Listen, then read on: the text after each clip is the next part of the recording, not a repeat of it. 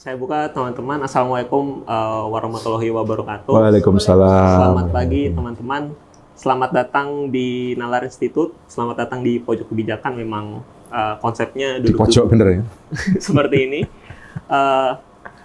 Selamat teman-teman peserta terpilih dari sekian ribu orang. Sekian. Ada beberapa puluh orang dan kita pilih 25 orang yang mengisi form dengan baik dan benar. Gitu. Dan kita turut mengundang tim paslon dari 4 kabupaten dan 1 kota di DIY karena topik kita kali ini adalah pilkada dan transisi kepemimpinan daerah. Relevansi topik ini begitu penting karena 27 November nanti kita melaksanakan pilkada serentak tahun 2024. Pilkada menjadi gerbang untuk daerah 5 tahun ke depan menentukan pembangunan, bagaimana masyarakat nanti memilih pemimpin dari visi misi politiknya dan lain sebagainya. Tapi kita melihat bahwa refleksi pelaksanaan pilkada beberapa tahun kebelakangan dipenuhi berbagai isu dan permasalahan, misalnya money politik, hate speech, lalu politik identitas, dan lain sebagainya. Nah, oleh karena itu, membersamai kita di sebelah saya ada Pak Yanuar Nugroho. Beliau praktisi akademisi kebijakan publik dan pendiri Nalar Institute. Nanti kita akan membahas bersama-sama dengan beliau bagaimana nanti kita mewujudkan pilkada yang berkualitas, lalu mengantisipasi adanya berbagai permasalahan dan isu, dan apa dampak pilkada kepada pembangunan daerah. Nanti teman-teman di sini bisa mengutarakan pendapatnya bebas, walaupun direkamnya nanti kita akan cut kalau teman-teman misalnya menyebutkan sesuatu yang mungkin teman-teman takut untuk ter-record begitu. Jadi di sini terbuka saja dan kita langsung bisa diskusi begitu. Nah, untuk pertanyaan pemantiknya Pak Yan langsung saja. Mungkin bagaimana Pak Yan merefleksikan penyelenggaraan pilkada beberapa tahun kebelakangan atau bagaimana Pak Yan memaknai itu? Oke, terima kasih. Selamat pagi semuanya. Assalamualaikum warahmatullahi wabarakatuh. Tadi Yose sudah bilang ini, kalau di pojok kebijakan ini santai saja ya. Dan memang pojok karena benar-benar nyempil gini ya. Dan tempatnya memang saya batasi 25. Bukan hanya karena tempatnya kecil, kalaupun kami mengadakan di luar. Jadi pojok kebijakan ini kadang-kadang dibuat berselang-seling. Jogja, Jakarta. Jogja, Jakarta, atau Jogja di luar Jogja. Siapa yang mau jadi host gitu ya. Tetap saya batasi 25 karena saya maunya ngobrol, mendalam gitu ya. Karena kalau enggak jadinya seminar. Dan kalau jadi seminar, nggak enak jadinya itu kan. Bicara nggak bisa mendalam. Tadi Yose sudah menanyakan pertama kan, gimana refleksi tentang pilkada. Yos, boleh nggak? Saya kemarin ada dari Polgov kan, ada penelitian Polgov yang mau saya munculkan sebenarnya. Oh, ini bisa pakai. Mana maju ya? Ini. Oh, ke bawah Pak. Mana? Ini. Nah, ini berarti ya. Ini nanti datanya nanti. Jadi kalau kita bicara pilkada, ini kan pertama adalah ini kan. Sekarang ini paslonnya itu 1.553. Ini se-Indonesia ini. Oke? Ini sebarannya, nanti kalau mau butuh materi ini nanti minta ke Yose. Ya. Nanti ini bisa diberikan. Anggarannya, total anggaran, itu daerah itu total sekitar 40 T. Nah, masalah saya ini. Ini dari Polgov ini. Riset, baru dirilis minggu lalu kalau saya, atau 2 minggu yang lalu ya. Dirilis dari Polgov ini. Yang bikin kolega saya, Yos Kenawas, sama sama Linda, ya kan? Nah, ini. Dari 1.500 tadi, itu 605, itu dinasti. 605 loh ya, dari 1.500. Ini kepala daerah, ini wakil.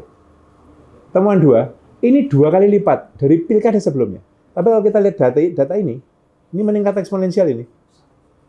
Politik dinasti. Jadi 2029, kalau trennya berlanjut di sini nih. Artinya kepala daerah itu bukan datang karena sistem merit, tapi karena nyantol hubungan darah. Entah suaminya, istrinya. Kabupaten saya misalnya. Kandidatnya kan istri dari bupati sebelumnya. Saya nggak tahu tempat Anda gimana. Nah, temuan ketiga, yang dinasti, laki-laki 441, perempuan juga. Jadi jangan bicara dinasti politik itu hanya laki-laki, enggak, ini loh datanya. Paul Gove yang bilang, bukan saya ini. Dan tersebar di 352 unit subnasional. Jadi ya provinsi, kabupaten, kota se-Indonesia. Kalau di total 65,59, 66%. Yes. Ini concern saya nomor 1 ini, Yos. Kita ini bisa nggak dapat orang yang beneran baik? Atau memang dapatnya dari warisan gitu? Ada dari Kulon Progo nggak? Kamu mengalami nggak zaman Pak Hasto jadi bupati? Melihat nggak perubahan Kulon Progo? Ya. Tapi kalau dinasti politik, saya ragu orang seperti Pak Hasto itu muncul. Kulon Progo itu bahkan aku aja kalah itu sama airku itu. Tahu nggak? Airku, tahu? Belum pernah? Itu produk Kulon Progo itu. Airku, air Kulon Progo. Itu Aqua itu penjualannya itu stuck terus turun. Gila kan itu? Hasto itu. Nggak tahu Kalimantan tetangga sendiri. Kulon Progo itu. Sip itu. Kami ke sana bilang, saya bikin acara kan waktu itu, saya debuti di KSP waktu itu. Pak Hasto masih bupati sini. Pak Yanuar gini-gini masuk dek itu. Airku, ini apa ini Pak Hasto? Gawean dewi iki Mas, banyu nggon aku.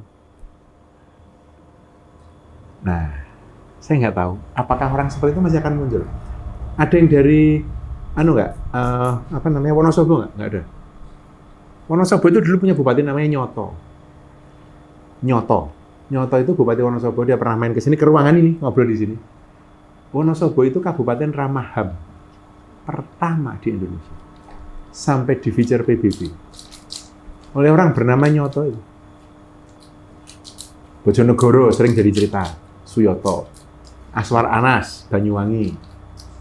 Nah, saya khawatir sih dengan ini ya.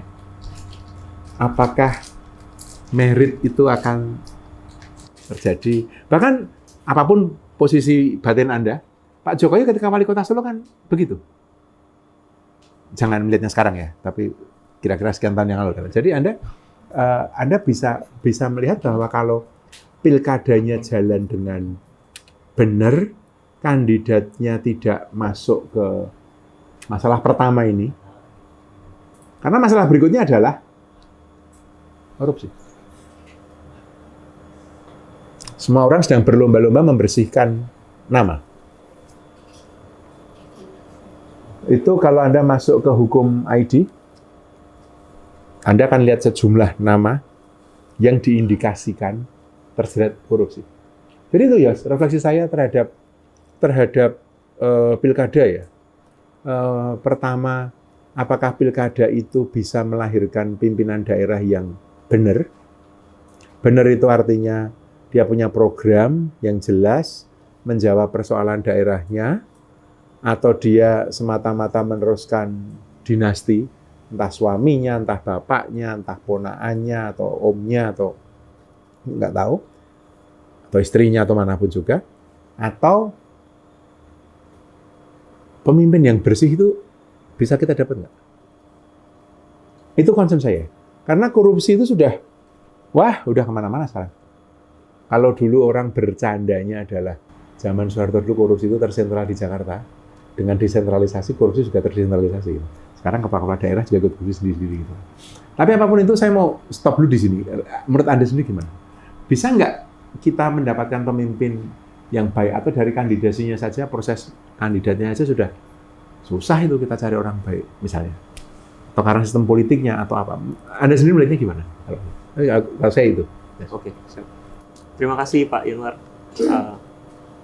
mendengar atau mencermati permasalahan ini. Kira-kira tadi dilempar ke teman-teman, apakah kita bisa mendapatkan pemimpin yang bersih dan atau tadi kata Pak Yanuar apa? Bebas korupsi. Ya, setidaknya dapat orang yang bagus itu bisa nggak sih? Masih bisa nggak? Anda optimis nggak itu? Pesimis, Mas. Pesimis. Pesimisnya gimana? Kamu nyoblos nggak? Iya. Kamu nggak nyoblos Jogja. Nggak nyoblos. Bahkan Mas, saya melihat dari provinsi saya sendiri di Kalimantan Selatan sampai saat ini kan menjadi trending topik kan bahwa lepasnya Gubernur Kalimantan Selatan menjadi OTT dibebaskan di pra peradilan muncul KPK lagi, ya ya kan? itu. Nah, Jadi hebat bahkan emang. saya memprediksi kecemasan ini akan terjadi hampir di 3 periode mendatang. Yang akan kemungkinan kecuali ini kita pangkas generasi, Mas. Pangkas generasi ini dalam artian ketika kita berbicara politik itu berbicara entitas partai politik. Politikus senior ini yang mungkin usianya sudah tidak mungkin lagi untuk lanjut, maka hanya ada 2 jalan. Jalan itu untuk melanjutkan dinasti ke anaknya, ataukah seorang junior yang memang merintis di partai politik itu memangkas itu dan menciptakan dinasti-dinasti baru lainnya. Dan di Kalimantan Selatan itu topologinya masyarakatnya sangat kental sekali dengan selain identitasnya itu dinasti, ulama juga menjadi identitas alat yang menjadi sangat penting. Maka di beberapa daerah di Jawa pun juga seperti itu kan. Oke. Itu yang menurut saya Membuat pesimis untuk ya? Oke. di 2-3 periode mendatang mungkin. Saya di sini bicara sebagai warga Bantul. Iya. Artinya memang melihat balik tadi ke pertanyaan apakah kita bisa mendapatkan pemimpin yang bersih atau yang bagus, itu memang kalau saya lihat secara umum memang agak sulit, bahkan pesimis tadi. Dari proses kandidasi meskipun ada kandidat independen ya, tapi ketika melihat bagaimana partai politik bekerja itu sangat jelas tidak ada yang menjalankan fungsinya sebagai pendidikan politik misalnya. Itu kita jarang, dan saya sebagai belajar politik justru di forum-forum semacam ini, semacam forum-forum di kalau di Jogja ada yang asuhannya MH Ainun Najib atau Mbak Nun gitu. Itu sangat kental dengan pendidikan politik, dan saya lihat di partai politik jauh untuk menggaungkan itu untuk pendidikan politik itu. Terus kalau melihat di Jogja misalkan, mungkin kalau di Bantul saya misalkan itu ada 3 paslon. Saya nanti mungkin agak ya semacam simpatisan atau agak promosi saya tapi gini, kemarin ada di Bantul itu Bupati incumbent maju, wakil Bupati incumbent juga maju dengan paslon berbeda. Iya. Itu. Terus ada satu lagi itu ya Pak Wahyudi, itu diusung cuma 2 partai.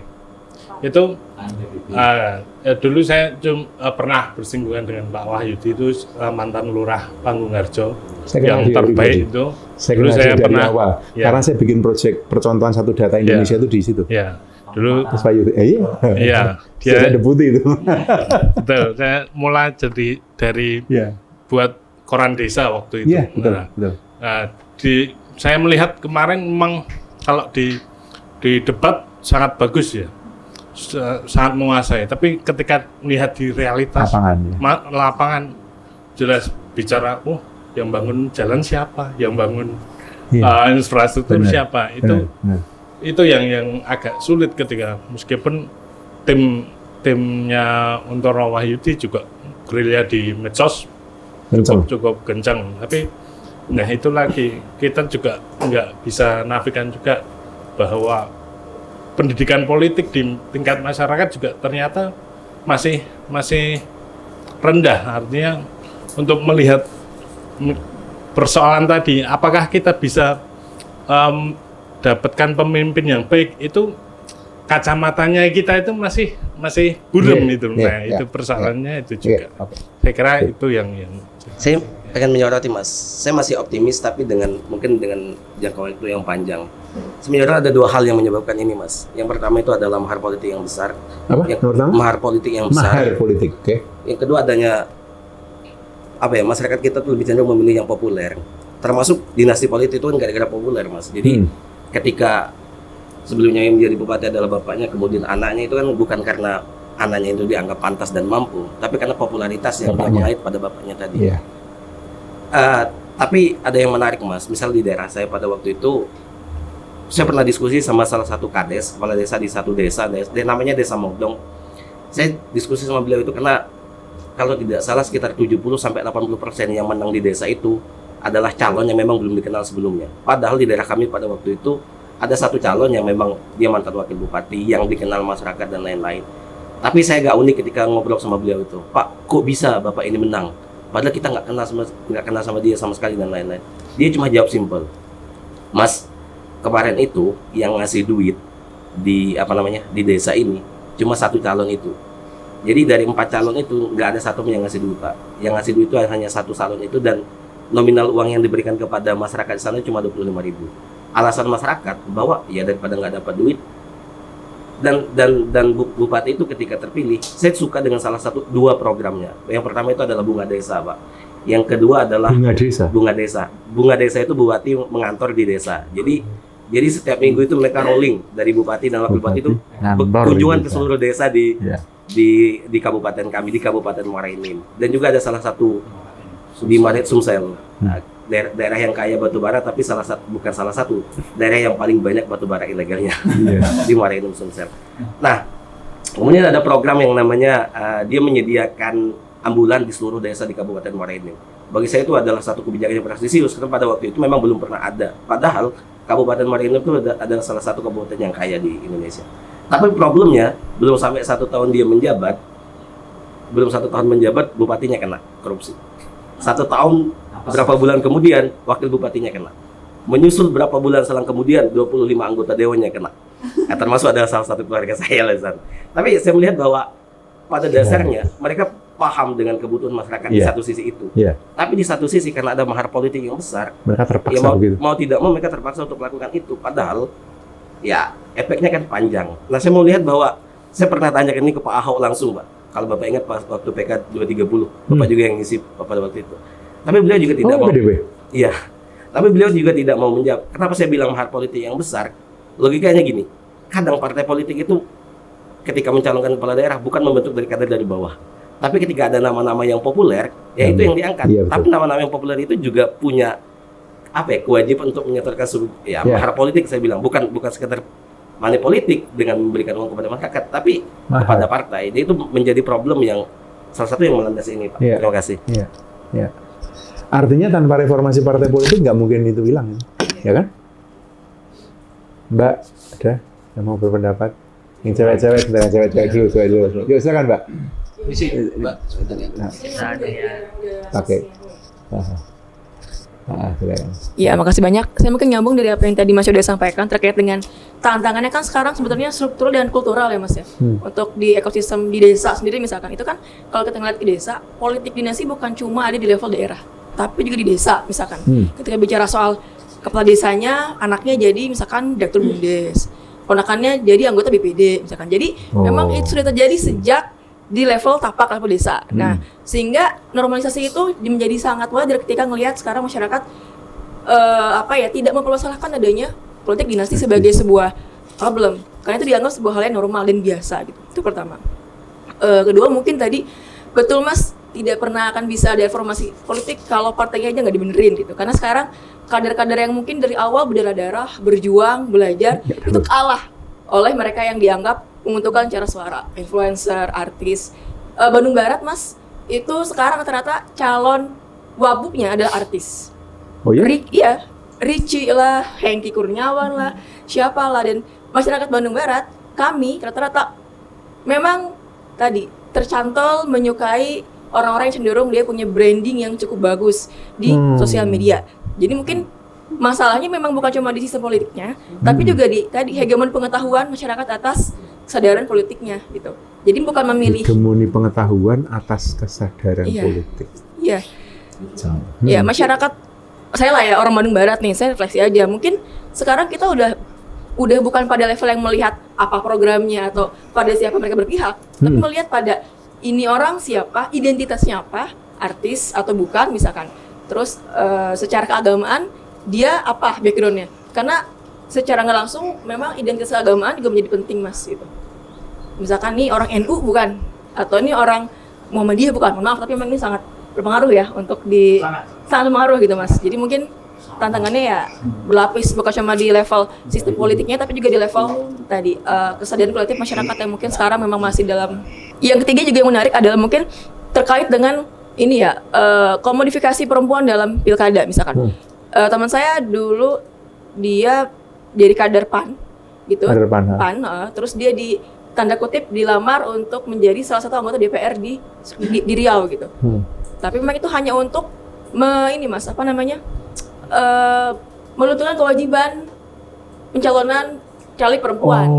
Jadi dia sekedar itu memenuhi itu aja. Yang penting posternya naik, lu perempuan, lu ada gitu. Itu pertama. Kedua juga sekarang kita kalau ngelihat calon perempuan dengan glorifikasi, oke, ada calon perempuan. Tadi Mas kita kadang terjebak pada nalar bahwa oke, kalau dia perempuan dia pasti pro perempuan. Dia pasti akan peka akan gender. Misalkan. Tapi kan tidak selalu ya Mas sebetulnya ya. Betul. Karena gender bukan soal jenis kelamin tapi soal mindset, perspektif dan paradigma. Gitu. Jadi mungkin ya tantangannya memang sangat berlapis secara kultural dan struktural. Itu. That's very good. Ya, assalamualaikum warahmatullahi wabarakatuh. Waalaikumsalam. Ya, nama saya Eka Yadi Nugraha. Saya berasal dari Kulon Progo. Direkomendasikan dari Pak Greg Andi Sindiana, temannya Pak. Kan ya. Kemudian saya juga perangkat desa, Pak. Saya Sekdes Nomporjo Kulon Progo. Kebetulan juga tadi nyambung terkait dengan teman di Bantul ya, Bantul Pak Wahyudi itu kan juga terkenal di desa juga. Kemudian juga tadi terkait dengan perempuan, kebetulan di Kulon Progo juga ada calon perempuan dan brandingnya itu juga terkait dengan perempuan pilih perempuan. Nah, itu kan ada satu gitu di Kulon Progo itu wakil bupatinya perempuan. Kemudian Sleman juga kalau nggak salah bupatinya juga perempuan. Nah, perempuan. Jadi kalau terkait dengan dinasti politik sebenarnya di mana-mana ada, ya. Terutama juga di desa itu biasanya juga kepala desa. Tapi memang kalau di Kulon Progo itu sekarang kalau untuk dulu kan bisa misalnya cari punya istri kami tua atau ulu-ulu. Nah, sekarang sudah ada peraturan bupati atau peraturan daerah yang melarang itu. Tapi masih ada celah untuk lurah, Pak. Lurah itu bisa karena dia politik. Pilih itu bisa anaknya menjadi pamong, dukuh atau yang lainnya itu kalau lurah. Tapi kalau antar pamong sekarang kalau di Kulon Progo itu sudah dibatasi. Jadi memang beberapa Kulon Progo ada kemajuan di situ dan kami melihat kalau terkait dengan dinasti politik ya, yang penting memang masyarakat suka dengan programnya dan juga memang dia tidak korupsi ya no problem. Nah, saya loh. Jadi misalnya Gibran jadi wakil presiden juga nggak masalah, wong dipilih masyarakat terkait dengan terkait dengan dananya yang banyak ya. Memang dengan infrastruktur yang sudah mumpuni dari bapaknya dari semua bergerak baik TNI atau Polri atau yang lainnya itu ya nggak masalah. Yang penting Gibran yo amanah lah terkait dengan programnya, terkait dengan kalau Pak Prabowo kan makan bergizi gratis dan lain-lainnya. Mungkin itu dulu terkait dengan awal nanti tidak terlalu banyak yang kami sampaikan. Terima kasih. Assalamualaikum warahmatullahi wabarakatuh. Waalaikumsalam. Terima kasih. Oh silakan Mas, monggo. Yuk silakan. Sebelahnya, yuk. Iya, monggo. Terima kasih kesempatannya Pak Yanuar. Saya Fajrul Pak dari PKMK. Jadi terkait dengan dinasti politik mungkin menyambung juga tadi dari teman-teman terkait dinasti politik itu saya sebenarnya kurang sepakat dengan tadi yang Mas sampaikan terkait Gibran ya. Karena kalau terkait Gibran itu kalau menurut saya seakan-akan dinasti politik yang ada di daerah itu mendapatkan legitimasi.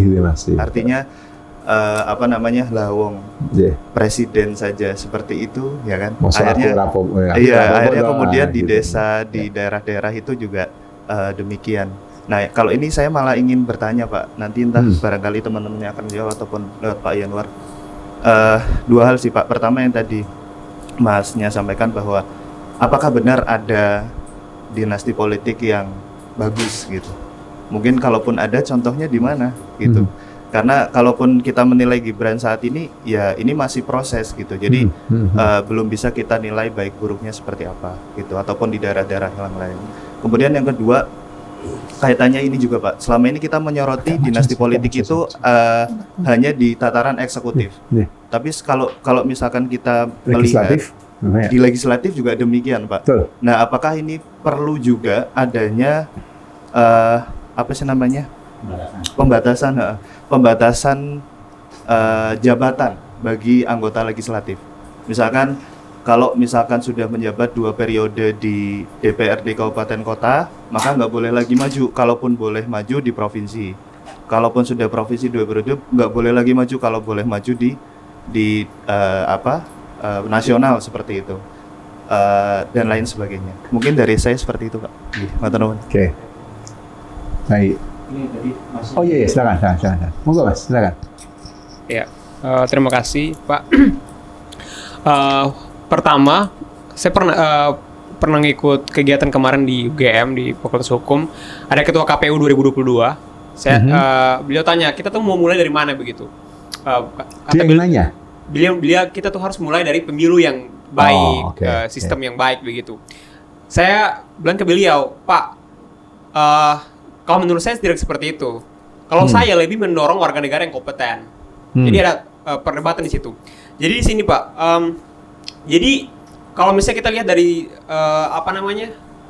indeks demokrasi kita, budaya politik di Indonesia itu sangat stagnan begitu. Malah dia itu cenderung 4 nggak pernah naik ke 7 dan sebagainya. Ini karena yang tadi posisinya adalah dinasti politik, korupsi dan sebagainya di dalam sektor politik kita. Jadi tuh apakah memang kita ini kalau misalnya untuk menaikkan budaya politik kita untuk bisa demokrasi yang baik itu seperti apa, kebijakan kira-kira apa yang bisa kita increase, kemudian untuk mendorong warga negara juga kalau bisa untuk mereka itu lebih aware terhadap politik itu kira-kira caranya seperti apa? Ini harus dipikirkan di tatanan negara juga seperti itu. Mungkin itu yang pertanyaan saya Pak. Ya. Terima kasih. Boleh Pak? Oke, nambahin sedikit, silakan Mas. Atau menjawab juga boleh. Nggak, kalau saya ditanya kayak gitu sama KPU saya langsung jawab, Mas, sampai yang terpilih jadi anggota KPU itu dari mana? Relasinya apa? Ada patron kalian nggak di situ? Karena kalau kita mau lihat, teman-teman kalau mau cermati dengan seksama, siapa sih di belakang KPU dan Bawaslu itu? Nah, itu jawabannya sebenarnya sudah kita lihat. Apakah dengan jawaban seperti itu, apakah mungkin netralitas penyelenggara pemilu itu bisa diandalkan? Nah, mungkin Mas. Tapi saya juga mau menyinggung ke partai politik tadi Mas, karena tadi sempat disinggung kan. Sebenarnya akar masalahnya itu sangat panjang. Tapi saya mau melihat bahwa menurut saya, pandangan saya pada saat ini, kader-kader di partai politik itu melihat partai politik itu bukan sebagai nilai Mas, tapi sebagai identitas. Maka ketika orang melihat partai itu sebagai identitas, dia melihat hanya sebagai kendaraan. Makanya ada orang yang loncat-loncat partai, ada yang beda dengan masa ketika sebelum era orde baru yang lain, karena mereka mewakili nilai. Karena ketika orang mewakili nilai, maka segala program kerja, aktivitas yang dia lakukan sebagai wakil rakyat dan lain-lain itu berdasarkan nilai, berdasarkan tujuan partai yang mana berkepentingan pada kepentingan rakyat. Tapi kan sekarang kan tidak. Orang melihat partai itu sebagai identitas saja. Maka ketika dia sebagai identitas, ya itu sebagai kendaraan. Nah, ada akar masalah yang menurut saya ini runut. Dulu di zaman Orde Baru ke bawah itu, partai politik itu terpisah dari oligarki. Pada waktu itu oligarki berjalan dengan sendiri, partai politik berjalan dengan sendiri. Tapi kalau teman-teman cermati era sekarang, oligarki di partai politik, oligarki itu masuk dalam sistem pemerintahan kita, sehingga partai politik pada saat ini cenderung pragmatis. Nah, ketika partai politik itu cenderung pragmatis, maka relasi dan hubungan mereka dengan masyarakat itu bukan sekedar ingin membangun masyarakat, ingin membangun daerah, tapi ada basis keuntungan. Karena kalau oligarki bicara tentang keuntungan oligarki, keuntungan ekonomi, dan itu yang menjadi problem kita sekarang ini. Karena dulu kenapa kekuasaan terpusat? Karena oligarki dan pemerintah itu terpisah. Tapi sekarang enggak. Justru oligarki itu dekat sekali dengan pemerintah. Kalau teman-teman mau lihat, berapa persen sih orang-orang yang juga oligarki, yang juga ketum partai, yang juga pengurus partai, dan juga menteri misalkan, dan juga orang yang masuk dalam kabinet. Nah, itu jadi akar problem yang sangat besar pada saat itu. Maka lahirlah konsep-konsep seperti ini. Karena hubungan politik kita sekarang lebih cenderung mengarah kepada hubungan yang patron dan klien. Seperti itu, Mas. Oke. Ini beberapa catatan penting nih saya kira. Data ini memang nggak jatuh dari langit ini, yang dikerjakan teman-teman dari Polgov ini kan. Ketika saya menerima briefingnya dari IOS itu, Mas ini media briefing Mas dari Polgov itu. Saya baca, saya lihat, kayak gini ya. Kata kunci yang tadi Anda sebut tadi, ya karena ini sudah sedemikian biasanya gitu. Jadi kita sudah susah ini mencari jalan keluar itu ruwet kan. Ujungnya partai politik. Partai politik reformasi nggak bisa. Mengapa? Karena yang membuat undang-undang MPR, DPR. Yang membuat undang-undang DPR legislatif kan. Kita udah dari partai politik lagi. Terus gimana tuh? Itu waktu kemarin diminta setelah Pak Jokowi, waktu itu saya jadi saya jadi ketua tim Monef Covid.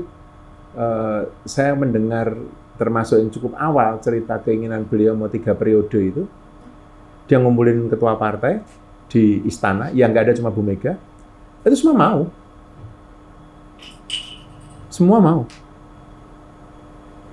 Bahkan ketika ditawar, kalau nggak 3 periode tambah 3 tahun gitu. Partai politik mau. Mengapa? Nggak perlu pemilu, nggak perlu buang duit, gitu. Tetap berkuasa, 3 tahun bikin duit. Saya nggak tahu, Anda tahu nggak berapa banyak duit yang how much they make money gitu ya, di DPR. Poinnya adalah, kayaknya, ini menurut saya tentu tidak mengharapkan dan tidak berdoa ada, tetapi kalau tidak ada sesuatu yang cukup kritikal, ini nggak akan terjadi. Yang Anda mau bilang semua tadi loh. Ini ya pojok, kita boleh ngomong apa saja. Saya cuma menunjukkan, saya sudah bosan sudah menunjukkan gambar ini, tapi saya mau menunjukkan Anda hanya untuk menunjukkan bahwa Anda memilih sendiri hidup seperti ini. Masyarakat Indonesia itu, kalau rumusan saya, punya kemampuan memilih untuk merusak nasibnya sendiri. Sebagai bangsa, di bilik suara itu, Anda punya kemampuan untuk memilih merusak nasib sendiri. Ini hard data ini. Dari tahun 93, kita udah bukan lagi negara miskin. Kita negara menengah terus selama 31 tahun sampai hari ini. Miskin enggak, kaya sudah pasti tidak. Persis seperti kalian ini. Dan kalian merasa nggak ada masalah nih. Dengan oligarki, dengan partai politik nggak karu-karuan, dengan, wah ya kan, nggak apa-apa. Wajar dinasti politik. Yaudah, begini terus. Tunggu besok April. Kalau besok April BPS mengumumkan pertumbuhan ekonomi kita masih kepala 5 dan di bawah 5,5. Agak ada itu Indonesia mas-masan itu. Kalau kita tumbuh 5%, kita tetap jadi negara menengah. Kalau kita tumbuh 6%, mungkin kita jadi negara maju. Mungkin 2045. Kalau kita tidak bisa tumbuh di atas 7 dari hari ini, nggak ada cerita Indonesia. Ngomonglah sama orang FEB itu, tanya semua itu. Gilang lah, Rimawan lah, semua orang, nggak ada yang berani ngomong. Ditanya, nunduk. Gimana kita mencapai 8%? Semua nunduk. Nggak ada. Nggak ada cerita. Indonesia ini pertumbuhan ekonomi kita. 5,25, kena COVID minus 2,07, 3,69, naik pernah 5,31, anjlok lagi 5,4. Tunggu aja nanti.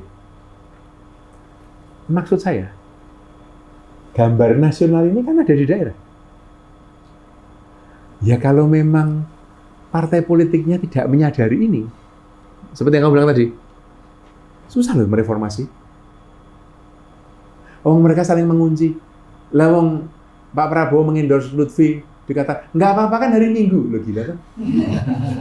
Menurut saya loh ya, salah besar itu. Dan kayak gitu, kita diam saja, kita ketawa. Protesnya di mana? Twitter, di Instagram. Maksud, ini saya ngomong realitas ini bukan mudoroso, saya ngomong realitas. Maka dalam jangka panjang nggak ada cara lain kecuali pendidikan politik publik, nggak ada cara lain menurut saya loh ya. Nggak ada cara lain. Harapannya adalah partai politiknya mereformasi diri, tetapi ketika pimpinan partai politiknya juga terlibat dalam politik uang, ya nggak ada reformasi. Itu teman-teman saya yang patah hati ketika PKS menarik dukungan dari Pilkada untuk Anies itu, masuk ke Kimpras itu kan, berapa banyak patah hati itu. Ternyata PKS semurah itu ya, harganya bisa dibeli. Contoh, karena salah satu akar di sini menurut saya, nggak ada lagi ideologi. Siapa tadi yang bilang tadi? Siapa tadi? Value sama identitas tadi siapa? Kamu. Yang tadi value sama identitas kamu yang bilang tadi. Jadi perdebatan ideologis itu nggak ada. Orang tidak bisa melihat perbedaan. Ceritakan ke saya secara mendasar bedanya PAN sama Golkar. Ada lagi sekarang. Apa bedanya PAN dengan Golkar? Apa bedanya Nasdem dengan PAN? Apa bedanya Nasdem dengan Golkar? Saya tanya.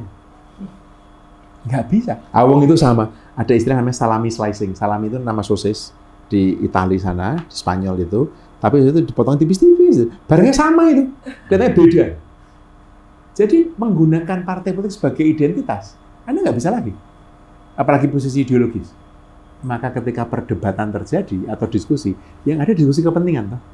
Kepentinganmu mana, orangmu yang masuk berapa banyak, bisnismu dilindungi atau tidak. Saya mau mengkoreksi sedikit, bukan mengkoreksi, menajamkan definisimu tentang oligarki. Oligarki itu adalah kondisi di mana yang berkuasa untuk membuat kebijakan adalah juga pengusaha.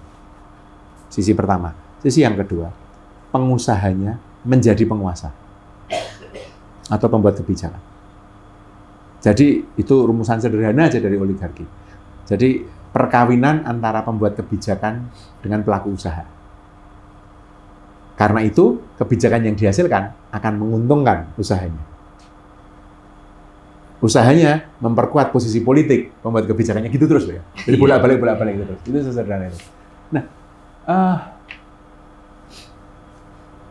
saya sudah menduga ini ketika Yose mengusulkan topik ini akan berakhir dengan frustasi gitu ya. Untuk kebijakan hari ini.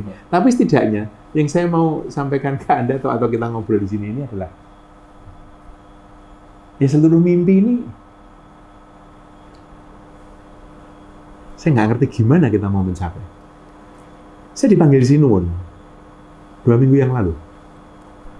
Berdua bicara dari pagi hari jam 9 sampai jam 1 siang. Cuma berdua. Bahkan tidak ada judanya, tidak ada siapa-siapa. Ibu keluar, Gusti Mas keluar kamar sebentar, salaman, setelah itu bisa pergi. Berdua dengan Sinuwun. Dan Anda tahu kan Sinuwun gubernur Jogja, ya kan? Saya ceritakan ini macam-macam. Dan ngobrol dan kami berdua juga sama-sama. Ini jalan keluarnya gimana ya? Gubernurmu loh yang ngomong. Mencari catatan. Perbaikan yang bisa, mungkin Jogja jadi bukan tipikal example gitu ya, karena nggak ada pilkada di tingkat provinsi, karena daerah istimewa kekhususan ini ya. Tempat-tempat yang lain ya. Tapi kalau memang kita tidak bisa mendongkrak, nggak bisa, ini nasional ya, dan daerah, itu salah satunya besok itu ini loh, saya nyiapin masalah ini. Ini agenda pusat yang akan jadi agenda daerah. Suka atau tidak. Ini agenda Prabowo ini. Ternyata 17 prioritas, quick wins. Lah Anda kira quick wins ini ada di mana? Di daerah. Gitu. Makan siang dan susu gratis di sekolah dan pesantren. Bantuan gizi untuk anak balita dan ibu hamil. Perhutanan dan pertanian, lumbung pangan desa, daerah dan nasional. Ini untuk menyederhanakan istilah food estate. Program kartu kesejahteraan, BLT, rumah murah bersanitasi, kesehatan gratis. Ini daerah semua ini. OPD dalam pening itu kepala itu. Wah, habisnya gimana ya?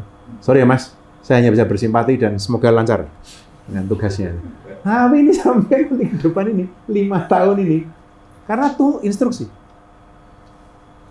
Makan siang gratis itu, Badan Gizi Nasional di tingkat pusat, untuk 2025, rencananya 5.000 dapur umum. 5.000 dapur umum, 1.500 lewat Badan Gizi Nasional dan pemerintah pusat, lewat jalur tentara. Kodam, Kodim, Koramil, sampai ke bawah. Dapur umum. Sama 1.500 lagi Pemda. Pemda diminta menyiapkan 1.500 dapur umum. Saya nggak tahu dilakukan di mana, tapi ada beberapa Pemda mengajukan usulan karena Pemda ada di bawah koordinasi Kemendagri. Kemendagri menterinya Pak Tito mengusulkan, kenapa you nggak pakai jalur polisi? Jadi jalur hijau dipakai oleh pusat, jalur Pemda kan pakai jalur coklat. Swasta 2.000 dapur umum. Pengadaan nanti lewat LKPP sama e-katalog, ya kan? Kelihatannya bagus. Kose, lawang pasar itu nggak ada yang di LKPP, Mas. Kalau sampean mau belanja ayam, kalau sampean di kantor LKPP, itu pasti yang dari perusahaan besar. UMKM berapa yang masuk LKPP? Berani nggak daerah mengajukan, mengatakan, enggak, kami akan menggunakan UMKM, memberdayakan petani daerah. Bisa nggak gitu? Bisa. Ya, sampean mungkin bisa. Ya. Arahnya Pak Prabowo mengatakan tidak, sampai dipakai. Kalau tidak, nanti malah disangkutkan ke kasus korupsi. Maksud saya, nah ini loh ya, ini loh mengapa pentingnya kepala daerah itu Anda memilih atau kita ke depan ini. Karena ini agenda pusat ini, yang akan jadi agenda daerah yang Anda mau atau nggak mau, suka atau nggak suka, berjalan. Saya tidak mau menambah keruwetan Anda bicara, peduli amat, saya penting sekolah lulus. Nah, Anda juga bisa begitu kan? Tapi saya mau sampaikan ke Anda ke kedalaman dan keruwetan pilkada sekarang. Tentu satu tadi kita clouded oleh soal politik dinasti tadi, atau dinasti politik tadi. Persoalan bersih tidaknya calon. Apakah calon itu bisa menjawab kebutuhan daerah? Kita juga ngerti catatan penting tadi, mereformasi partai politik mungkin bukan sesuatu yang rasional dan realistis. Rasional sih, tapi tidak realistis dikerjakan dalam jangka pendek ini. Tadi kamu bilang berapa? 10 tahun? 15 tahun? Menurutmu tadi? Jangka panjangnya? Nggak berani nyebut tahun. Nggak berani nyebut. Nanti setelah IKN benar-benar pindah. Ibu kota Jakarta benar-benar pindah ke sana itu mungkin setelah itu. Itu saya melihat kita masih akan ada pada posisi ini. Ditambah berbagai program pusat yang mesti dikerjakan daerah. Jadi, untuk membangun harapan, menurut saya, pertama, pendidikan politik itu jangan disepelekan. IRE, siapa tadi orang IRE tadi? Nah, kamu IRE ya? Nike itu IRE bukan? Bukan. Bani itu masih dulu beliau di Combine. Oh, Combine, dia juga ada Combine ya. Zaman dulu di Jogja ini ada Yayasan Satu Nama, IRE terlibat, terus apa lagi ya? Tapi itu tahun 2000-an awal ya. Yang rutin melakukan kursus politik untuk anak-anak muda. Satu Nama itu mana tempatnya di Sleman sini kok. Denggung daerah situ. Itu sampai dipakai rutin Jogja itu. Bahkan sekolah politik, sekolah partai politik aja di Jogja dulu. Saya merasa itu perlu dihidupkan lagi loh.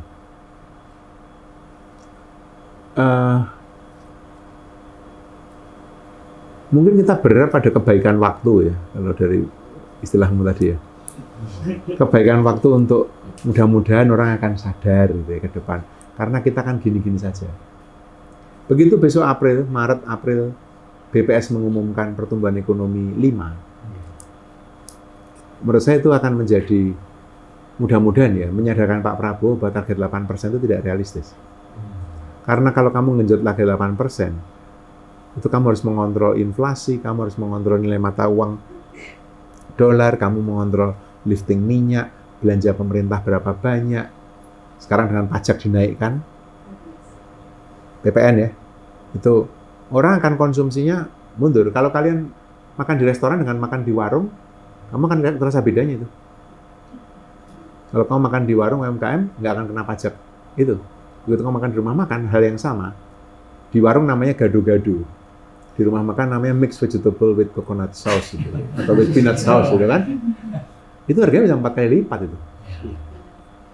Cobalah beli gado-gado di mana? Jalan Damai itu, kamu beli dengan di parsley. Gitu. Ini saya yang mau menunjukkan bahwa ini konsumsi masyarakat akan teredam dengan sendirinya.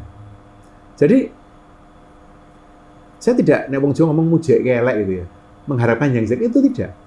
Tetapi mungkin kalau tidak ada shock yang gede gitu, nggak sadar bahwa perbaikan itu dibutuhkan. Itu tanggapan saya, tentu tidak akan memuaskan. Tapi saya melihatnya hanya untuk mengurai masalahnya dulu. Di tingkat akar rumput publik, pendidikan politik itu kurang, nyaris nol. Yang ada tadi, dibiasakan mencari yang populer, gitu kan? Yang muncul di TikTok, yang muncul di Instagram. maka mereka yang menguasai TikTok dan Instagram most likely akan mendapatkan suara lebih banyak daripada yang tidak begitu. Jadi di akar rumput itu, satu. Pendanaan politik yang rendah juga membuat orang lebih mudah, istilah kamu tadi apa? Terbeli.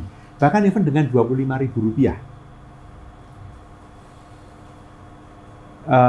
Itu perlu dicek. Itu kan karena di basis ya kan.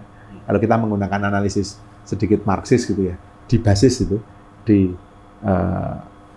grassroots-nya itu yang terjadi. Lalu ini kan infrastruktur dan suprastruktur. Di infrastrukturnya itu yang terjadi. Kesadarannya tidak terbentuk. Sehingga upaya menuntut perbaikan lewat sistem politik yang menjadi suprastruktur itu nggak terjadi. Itu menurut saya, uraian pertamanya. Dengan infrastruktur dengan basis yang seperti ini kualitasnya, maka bisa dipahami bahwa politik dinasti itu dianggap wajar. Bisa dipahami bahwa korupsi itu dianggap wajar. Istilahmu tadi apa? Maharnya gede kok. Karena maharnya gede ya saya terpaksa ikut korupsi. Padahal orangnya baik, setahun ada program baik, kesangkut ya kan. Nah, ini menjadi fondasi yang menurut saya penting sekali untuk kita pikirkan ya. Kalau negara ini memang benar mau dibangun. Kalau ditanya, apakah ada dinasti politik yang sukses? Di negara demokrasi modern tidak ada. Di negara dinasti. Tapi di negara kerajaan, iya. Loh kerajaan kok jenenge kok piye? Pasti dinasti politik gitu kan. Atau zaman dulu Mojopahit, Sriwijaya, tapi kejauhan kan referensi ke sana ya kan. Jadi kalau kita melihat ke dunia modern, Mas, bahkan di negara-negara maju itu ada larangan kan. Belanda, Uni Eropa kalau saya tidak salah, itu bilang begini, kalau kamu menjabat, kamu harus mundur 1 periode setelah mundur, baru your next of kin itu bisa ikut. Jadi Pak Jokowi presiden. Tidak bisa ketika dia masih presiden, anaknya jadi wali kota. Atau setelah dia lengser, anaknya jadi wapres. Itu nggak bisa. Kalau di standar di luar sana. Dia mesti mundur 1 periode kemudian, berarti 5 tahun, baru boleh Gibran jadi wali kota atau jadi wapres. Tapi di sini kan nggak kayak gitu. Dan kita selalu mengatakan, loh kan kita punya kebijakan kita sendiri, kebijaksanaan timur, local wisdom. Ya sudah, local wisdom itu dampaknya adalah ini. Udah, kalian mau. Kalau saya jelas-jelas saja kok. Kalau orang mengatakan, ya itu kan demokrasi ala timur, kita begini Pak Yan. Inilah your demokrasi ala timur, kalau kamu puas dengan ini, hidupilah demokrasi ala timurmu itu. Kayak gitu misalnya. Kalau Anda mau Jogja begini-begini terus, Anda mau Indonesia begini-begini terus, itu kan. Tapi pilihan politik seperti itu kan mesti diomongkan. Itu pertama. Kedua, menurut saya memang reformasi partai politik itu menjadi pintu masuk. Karena reformasi partai politik itu kemana-mana. 1, legislatif, pembuatan kebijakan, undang-undang. Yang kedua, di dalam negara sistem presidensial Indonesia, tidak dikenal oposisi. Oposisi itu hanya dikenal di sistem parlementer. Itu mengapa siapapun yang menang pemilu akan berusaha merangkul. Ya kan? Karena nggak ada oposisi. Tetapi oposisi sebagai adu gagasan itu diperlukan sebenarnya. Karena kalau tidak ada check and balance. Tetapi kaitan dengan partai politik adalah karena semua yang kemudian dirangkul masuk ke pemerintahan, itu partai politik pasti punya andil. Tidak ada cerita loh ya, menteri berangkat atau seseorang dengan jadi menteri, ketua parpolnya tidak memberi restu. Nggak ada. Kamu sebut dari partai mana, pasti ketua parpolnya pasti memberi restu. Atau bohirnya, istilahnya dia tadi, yang bayari. Nah, Anda membacakan di koran kan bahwa pengusaha batu bara ini punya 5 orang yang selama ini dibiayai, sekarang dia jadi menteri pengusaha, ya kayak gitu. Nah, itu yang menurut saya hal kedua atau paralel dengan pendidikan politik publik tadi, keberanian untuk mereformasi partai politik. Ketiga, menurut saya krisis. Perubahan kita ke desentralisasi karena krisis 98. Kita menghentikan duifungsi ABRI karena 98. Bahkan mengakhiri okupasi kita ke Timor Leste 98. Desentralisasi sistem pemerintahan daerah itu 98. Saya tidak mengatakan kita butuh krisis dengan korban sebesar 98, tidak. Tetapi saya melihat kalau tidak ada kejadian kritikal yang membuat kita berpikir bahwa perubahan itu perlu, nampaknya memang susah mengharapkan orang berpikir untuk butuh perubahan. Tahun 98 di sini, kemudian kita merombak undang-undang TNI Polri, kita lahirkan KPK dan lain-lain semua di sini. Sekarang di sini dinolkan lagi. Revisi undang-undang TNI, Panglima mengatakan yang kita butuhkan bukan hanya duifungsi, tapi multifungsi. Itu duifungsi itu dihabisin di sini. Karena kita tahu ketika tentara, ketika kekuatan bersenjata itu mengambil posisi sipil aktif, maka terjadi abuse of power yang luar biasa di sini. Maka itulah dasar menghentikan duifungsi ABRI. Tentara kembali ke barak, polisi kembali ke barak, tidak memegang jabatan publik. Sekarang, hitung di kabinet itu. Saya melihat ini jadi berpikir panjang. Ini bukan hanya democratic backsliding, ya, istilah anak-anak Polgov itu atau anak-anak para akademisi itu. Democratic backsliding itu gini loh, kepleset. Nah, demokrasinya kepleset. Menurut saya udah nggak kepleset lagi. Ini sudah demokrasi setback. Menurut saya, kondisi yang ada di sini sekarang ini itu persis sama bahkan lebih buruk dari kondisi di sini. Mudah-mudahan saya salah. Tapi dari pengamatan saya 7 tahun jadi eselon 1 di pemerintahan di istana, sampai saya mengundurkan diri, masuk lagi dipanggil untuk ngurusi COVID, ngurusi SDGs. Sekarang saya sudah siap-siap pamit ini kan, selesai saya Desember besok, ini Desember ini bulan terakhir saya di pemerintahan. Saya Januari sudah nggak di pemerintahan lagi. Saya melihat ini dinamika yang seperti ini. Saya memilih untuk memperkuat daerah, ya, pemerintah daerah, di akar rumput, pendidikan politik publik. Ini akan jangka panjang ini. Dan harapan saya justru Anda meneruskan itu. Saya mau kejanjian ketemuan sama teman-teman saya di Jogja. Nike yang saya minta ngurus itu akan ngobrol panjang dengan agenda itu, menghidupkan lagi pendidikan politik publik di Jogja. Kota-kota lain biar diurusi mereka lah. Karena dulu mulai dari sini kok. Yang mulai itu dari sini. Meskipun dulu saya di Bandung kuliah ya, saya setiap liburan saya ke Jogja terus. Dan harus diakui memang, anyway, itu dari saya. Ada lagi yang mau komentar, ngobrol? Terima kasih. Bebas. Mungkin sebelumnya kami mengundang juga tim Paslon. Oh iya, boleh. Se-DJ, kira-kira ada yang dari tim Paslon? Ada yang hadir nggak? Ada yang hadir? Oh, monggo Mas. Ya, mungkin Mas bisa memberikan perspektif atau tanggapan pada Pak. Sebelumnya mungkin bisa dijelaskan dari tim Paslon atau daerah mana? Monggo Mas. Oke. Di sini Mas maju nggak apa Mas? Di sini saya. Oh, ini. Selamat siang rekan-rekan semuanya. Sebelumnya terima kasih atas kesempatannya. Jadi mungkin saya pikirnya ini ramai dari tim Paslon, ternyata saya sendiri ya. Ya ini bukan namanya mahasiswa teman-teman. Oke. Saya juga mahasiswa, kebetulan masih semester 3 juga di mana, Mas? UNY, Administrasi Publik. Oh, oke. Oke. S2? S1. S1? Ya. Baik, saya dari Bantul. Kebetulan dari tim kepemudaannya Pak Joko, Paslon nomor 3, seperti itu. Tadi udah ada pembahasan di Bantul juga ya.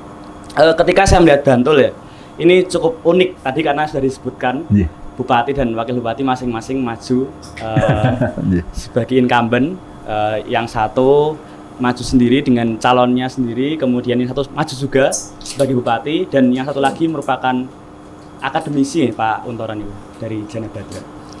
Saya melihat masing-masing ini punya potensi, masing-masing punya kelemahan juga, titik lemah yang saya kira tidak menutup kemungkinan di paslon yang Pak Untoro dan Wahyudi pun juga ada titik-titik kelemahan yang saya juga melihat bagaimana latar belakang beliau ini bisa maju seperti itu.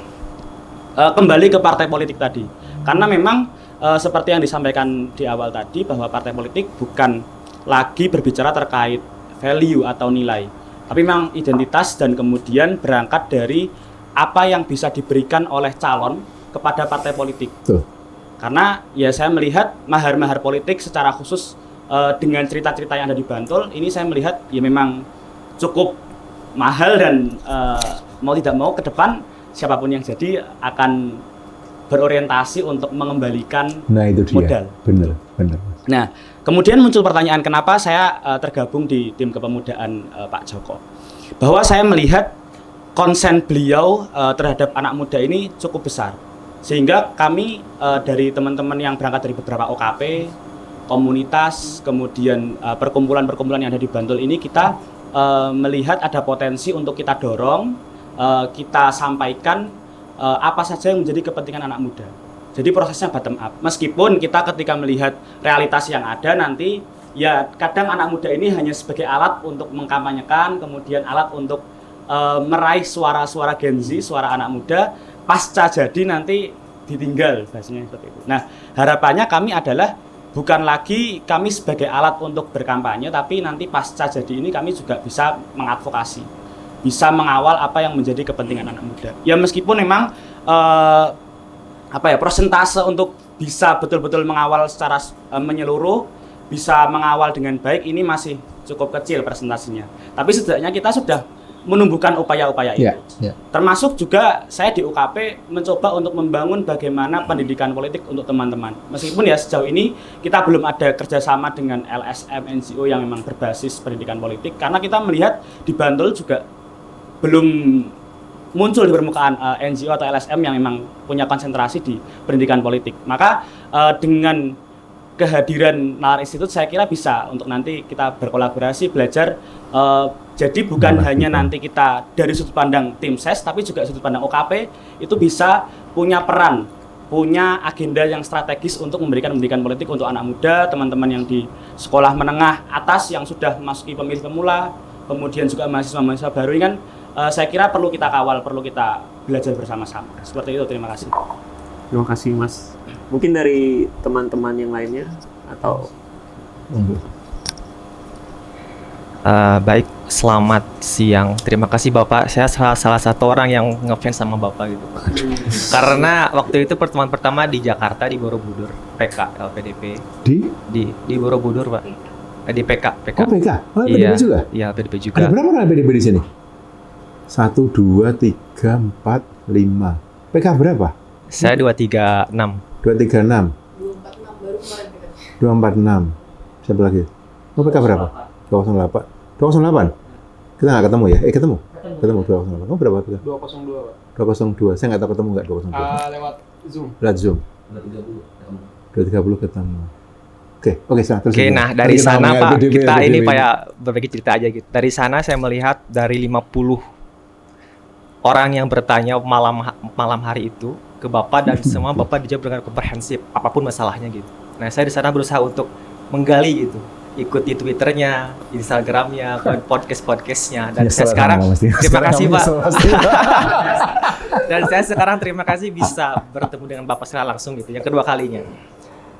Perihal tentang middle income trap ini Pak, Indonesia kan sebenarnya negara nanggung Pak ya. Nanggung banget gitu Pak. Pernah mau upper ke income waktu sebelum COVID, tapi ada COVID nggak jadi gitu, turun lagi. Kalau saya salah data, koreksi Pak ya, sempat mau ke upper tapi nggak bisa lagi gitu karena COVID itu sendiri.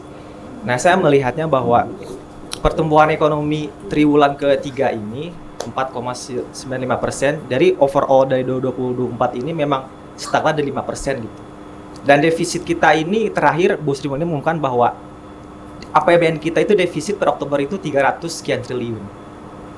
Artinya kan untuk pendistribusian ke berbagai segala elemen itu pasti ada pengurangan. Kemudian pemerintah bukan tiba-tiba sih, memang udah wacana pajak 12% PPN-nya. Ini kan sedangkan APBN itu kan terbesar itu dari pajak Pak ya. Sekian persennya gitu. Nah, otomatis saya melihatnya bahwa beban untuk masyarakat kecil itu semakin besar karena ada pajak yang tinggi. Kalau barang yang mahal otomatis kan konsumsi masyarakat akan berkurang. Tetapi untuk kalangan bisnis mungkin berbeda lagi gitu Pak. Nah, saya ingin menanyakan bahwa dari stagnan 5% pertumbuhan ekonomi ini, Pak Prabowo ini kan menginginkan 8%. Bapak tadi sempat menyinggung bahwa dari beberapa rekan di FEB itu ketika ditanya seperti apa solusinya pada geleng-geleng gitu Pak. Nah, saya ingin bertanya, Bapak bagian dari pemerintah, masih pemerintah sekarang, bagian pemerintah, apakah optimis atau pesimis gitu Pak? Perihal tentang 8% pertumbuhan ekonomi Indonesia itu akan tercapai gitu. Itu yang pertama. Yang kedua mungkin ini agak split ke yang lain Pak. Saya kecewa Pak, sekarang pimpinan KPK tidak ada dari yang sipil Pak. Semua itu kepolisian, kejaksaan ya. Nah, saya sempat mengikuti juga Bapak waktu itu tweet di Twitter Pak, saya baca itu. Karena saya pengen itu Bapak masuk ke lembaga KPK gitu Pak. Tapi ternyata tiba-tiba, aduh, saya sangat sekali gitu Pak. Mungkin Bapak bisa menceritakan bagaimana alur gitu Pak. Cerita sedikit tentang Bapak perjalanan ketika ingin menjadi bagian KPK itu. Pak, terima kasih Pak. Ini jawaban terakhir, nanti saya jawab terakhir ya bagian ini. Ada lagi yang mau ngobrol? Mas, silakan. Boleh nggak tadi dibawa ke sana? Mas, pojok pakai baju biru, monggo. Sebelumnya perkenalkan, nama saya Mikael Purwanata, saya dari Gunung Kidul. Oh, tetangga Joko? Yes. Sama Mas Joko juga. Saya mungkin ingin cerita sedikit terkait politik dinasti ya. Nah, kebetulan di daerah saya itu di lingkup RT, lingkup spesial RT itu kebetulan waktu kemarin pemilihan DPRD, kebetulan itu ada salah satu paslon yang kebetulan anaknya mencalonkan jadi DPRD Kabupaten dan bapaknya itu menjadi DPRD Provinsi. Nah itu istilahnya kayak memberikan penjelasan terkait bagaimana itu pendidikan politik. Kebetulan itu saya sebut partainya nggak apa-apa Pak? Nggak apa-apa, bebas aja. Kebetulan partainya itu ada salah satu calon anaknya itu namanya itu calon DPRD Kabupaten Gunung Kidul dan kebetulan bapaknya itu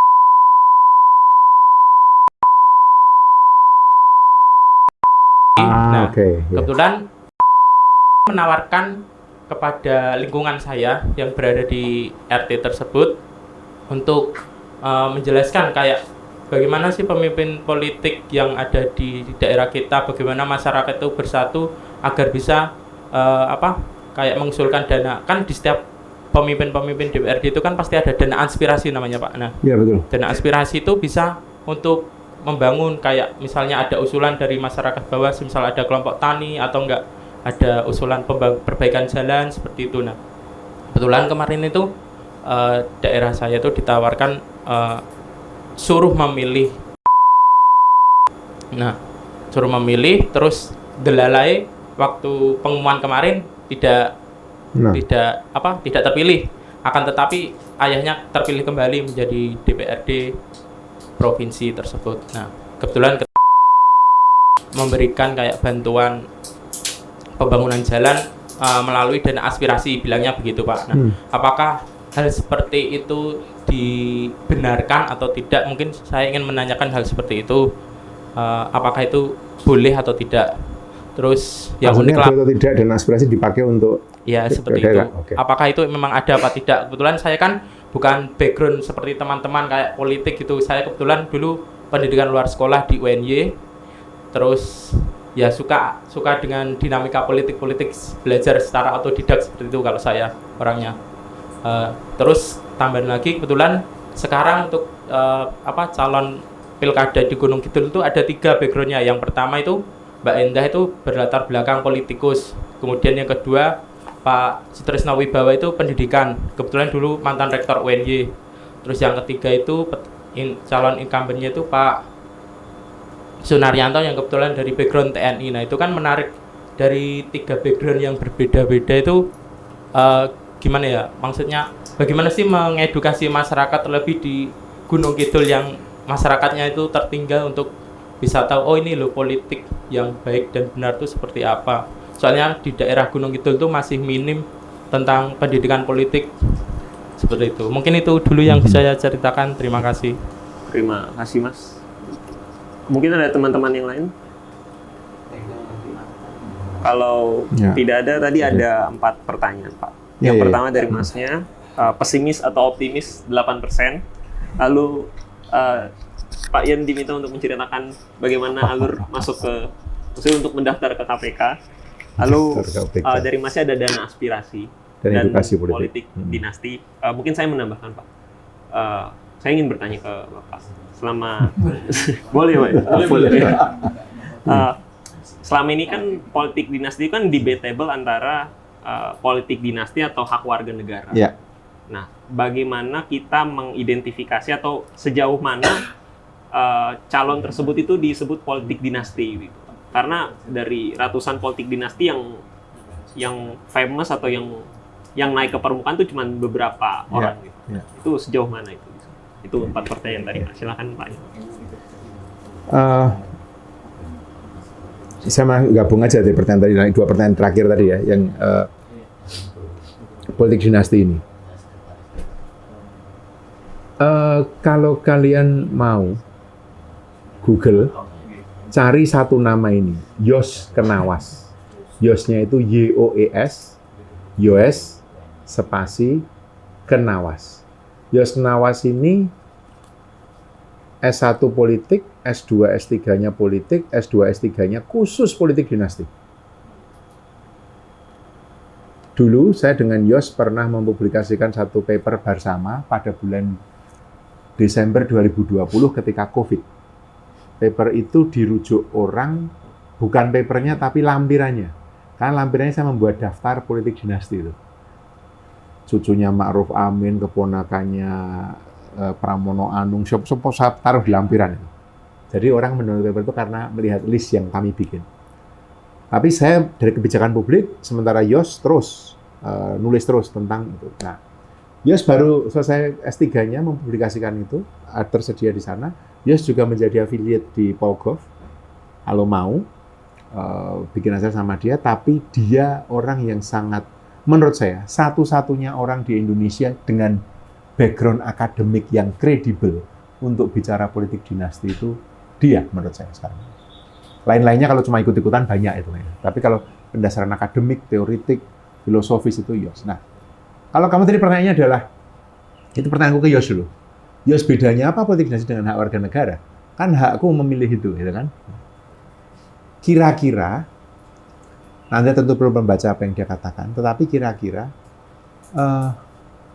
ketika posisi politik itu didapatkan dengan sumber daya yang didapatkan dari keluarga atau ikatan darah, itu politik dinasti. Contoh, seorang calon anggota DPR atau DPRD, bapaknya atau ibunya atau Pak D-nya adalah anggota DPR pusat atau DPRD yang lain. Anak ini dicangking itu apa? Diajak terus kemana-mana.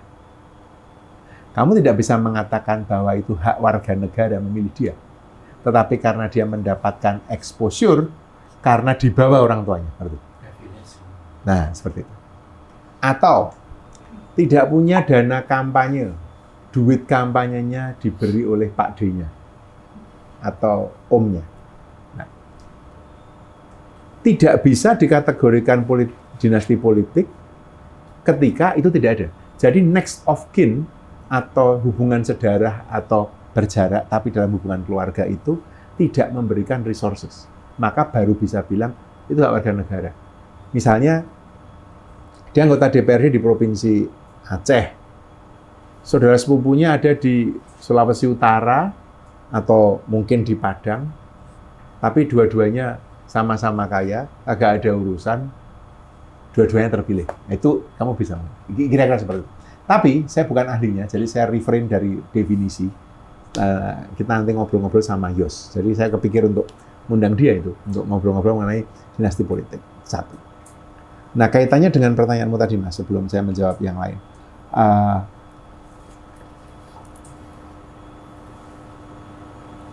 Mengapa popularitas itu penting dan dibangun?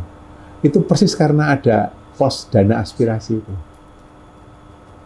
Dana aspirasi itu setahu saya, yang orang politik silakan saya dikoreksi. Ketika DPR reses, itu kan dia kembali ke daerahnya, ke konstituennya. Dia bisa menggunakan duitnya dia pribadi, bisa menggunakan dana aspirasi, dia bisa menggunakan dana partai untuk dia gunakan di daerah di mana dia terpilih. Bisa digunakan untuk program pembangunan, bisa digunakan untuk apa? Setahu saya ya, setahu saya. Jadi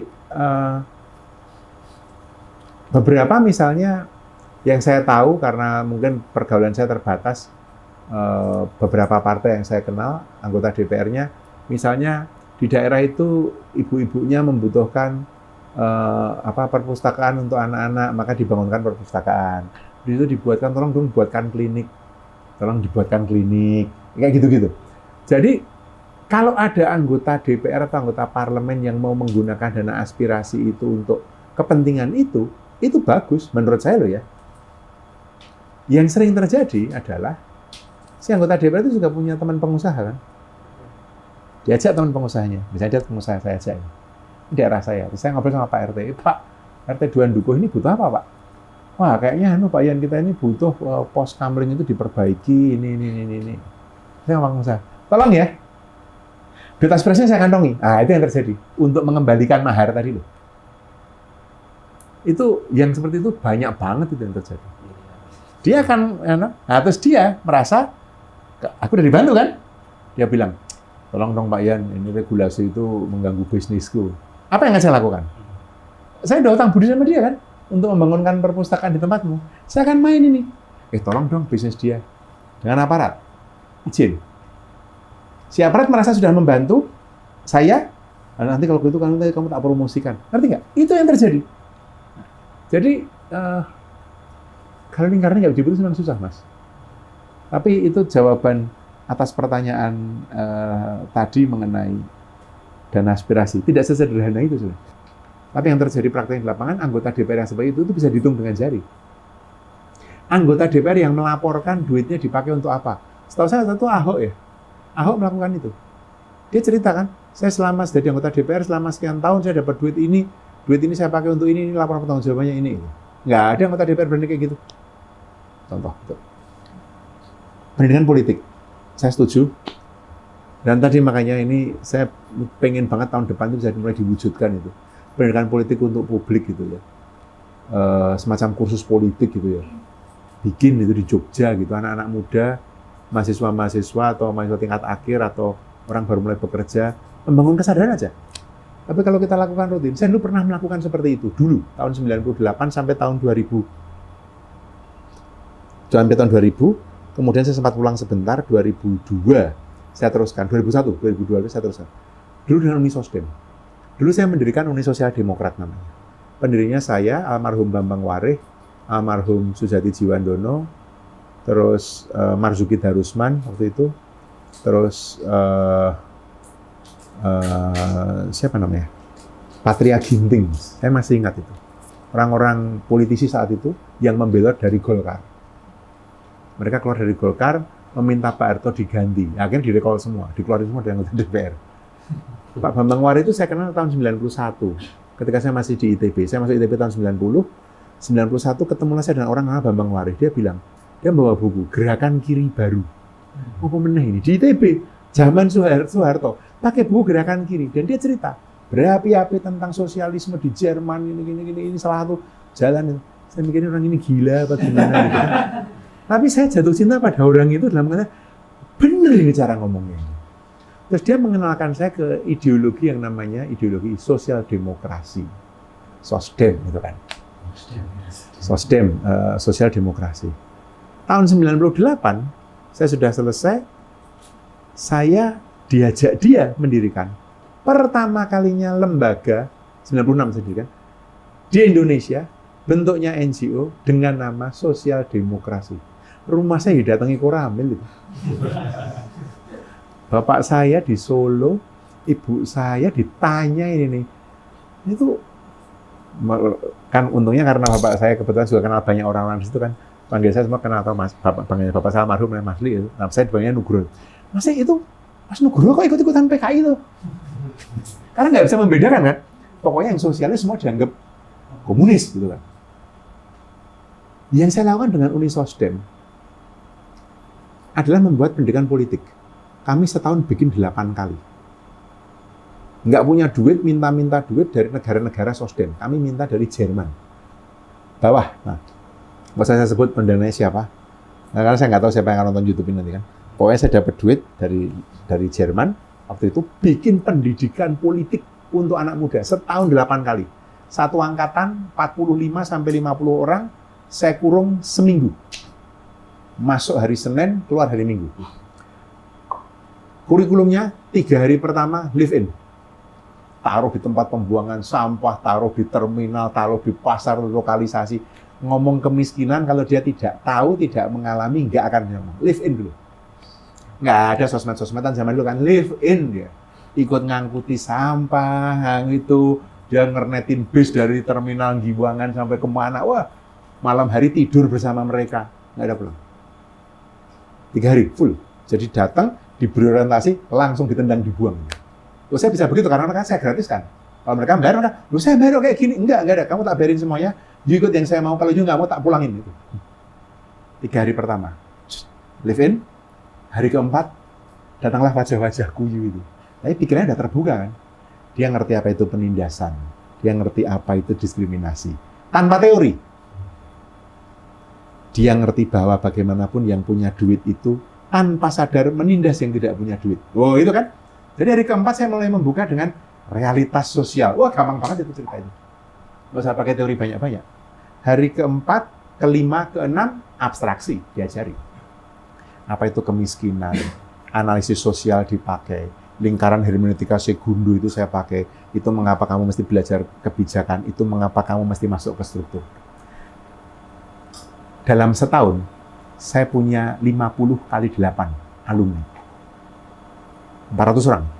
Dan saya kerjakan 98, 97, 98, 99, 2000. Tahun 2000 saya berangkat ke Inggris. Saya sempat pulang sebentar, saya terusin, cuma 3 angkatan. Setelah itu saya ke Inggris lagi. Bukan nggak ada. Waktu itu di sini banyak banget alumni, salah satunya Joyo Komeng. Elanto Wijoyono itu ikut. Ada Mas Jati Kuswardono di Bandung, di Jogja. Saya tidak mengatakan bahwa itu semuanya sukses gitu ya, enggak. Tapi saya mau bilang bahwa tradisi pendidikan politik kayak gitu sudah nggak ada lagi sekarang. Nah, concern saya, oligark, orangnya namanya oligark. Kondisinya namanya oligarki ya. Oligark ini sudah punya lapis kedua. Dia sudah punya penerus. Kamu menyebut siapa? Pak Luhut? Sudah ada Pandu. Sudah ada anak-anaknya. Haritanu? Sudah ada anak-anaknya. Saya Paloh? Sudah ada anak-anaknya. Ya kan? Itu dari pengusaha. Tentara? Oh sudah. Dulu jenderal siapa? Anaknya sekarang sudah mulai bintang 1. Gitu. Yang nggak punya kaderisasi. Masyarakat sipil. Kalau ngomong soal perempuan, lah kok yang muncul masih Mbak Zumrotin? Saya tidak dengan segala mas saya Mbak Zum, kalau Anda lihat ini mohon maaf. Maksud saya, Mbak Zumrotin itu aktivis senior, sekarang usia dia sudah hampir 70 tahun, perempuan. Itu sejak saya jadi aktivis, ya dia. Sampai saya sudah punya anak yang kuliah ini, umur saya kepala 5 begini. Nah kok masih dia referensinya? Ngerti nggak? Ita Nadia, Zumrotin, Bini Bukhori, Sugeng Bahagio. Lah mana kader-kader masyarakat sipil? Itu di kelompok bisnis sudah bikin kadernya semua itu, mau Sinarmas, mau Ciputra, Indika, semua udah punya itu. Tentara semua sudah punya kadernya, polisi punya kadernya. Masyarakat sipil. Jadi Anda paham mengapa saya tidak yakin dengan kalau kita nggak bikin kaderisasi itu. Nggak ada. Sorry, agak panjangnya jawaban atas pertanyaanmu sama pertanyaannya ini. Kalau bicara mengenai 8%, saya itu bukan PNS, jadi saya agak merdeka bicara. Saya bukan PNS, saya sekarang di Bappenas itu bukan political appointee. Koordinator tim ahli Seknas SDGs itu diminta oleh menteri, tetapi bukan penunjukan politik. Jadi saya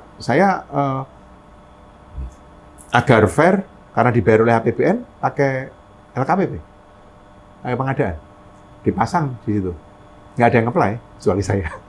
Itu ya dipasang seminggu, ya kualifikasi yang dimaksud seperti itu kan. Jadi saya masuk waktu itu di Seknas SDGs.